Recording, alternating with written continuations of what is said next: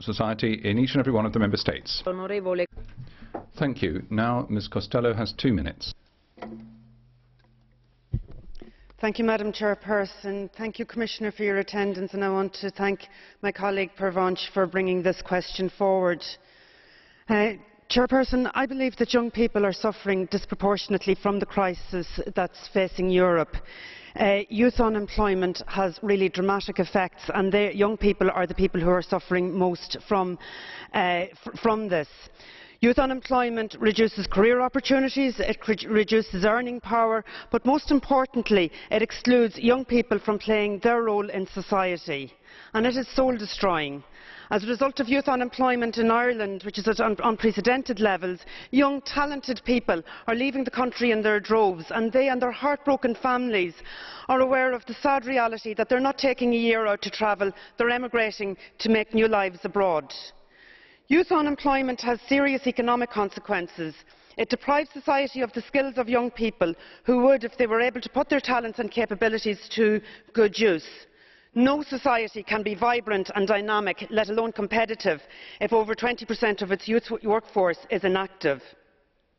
Eurostat in March put the Irish youth unemployment rate at over 30%, over 73,000 people. Ireland's rate is the 5th highest in the EU.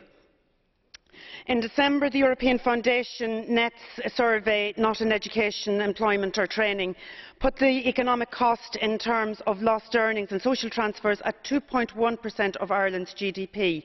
This was the highest for any EU member state. But youth unemployment also has dramatic social consequences. And we are, as previous speakers have referred to, the possibility of having a lost generation and those people who are completely disengaged.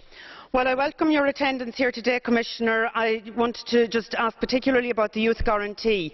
The €4 million that has been set aside I don't believe is sufficient, and I think that we need to do more about that.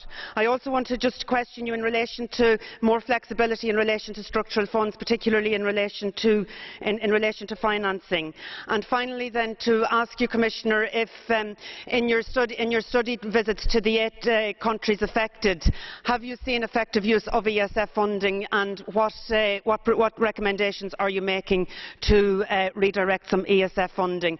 Commissioner, I thank you for your attendance here today, but I think we have a lot more work to do on this particular subject. Thank you. The next speaker is Mr. Darden for 1 minute. Merci, Madame la Présidente. Monsieur le Commissaire, chers... Thank you, Madam President, Commissioner, colleagues. Many of us tonight have repeated again and again, but it is necessary, that the situation for young people